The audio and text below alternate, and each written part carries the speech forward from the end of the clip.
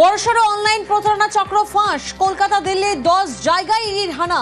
কলকাতা 3 জায়গায় ইডির হানা। প্রতিনিধি অনুপ এই মুহূর্তে আমাদের সঙ্গে রয়েছেন।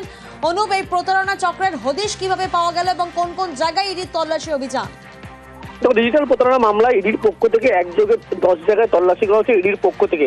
দিল্লিতে 9 জায়গায় এবং কলকাতার এখনো পর্যন্ত এক জায়গায় তল্লাশি অভিযান চলছে। 13 নম্বর কালীকৃষ্ণ টেগর স্ট্রিট, এখানেই কিন্তু একেবারে এই তল্লাশি অভিযান চলছে। তার কারণ ডিজিটাল ফ্রডে এই ঘটনায় কিন্তু ইডির পক্ষ থেকে বেশ কিছু কানেকশন পায়।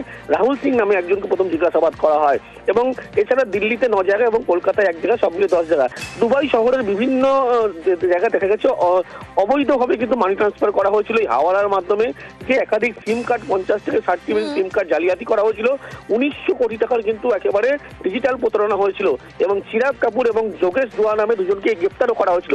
তার পরবর্তীতে জিজ্ঞাসাবাদ করে কিন্তু এই সাফল্য পায় ইডি। তারপরেই কিন্তু একযোগেই 10 জায়গা তল্লাশি অভিযান ইডির পক্ষ থেকে করা হচ্ছে। একেবারেই।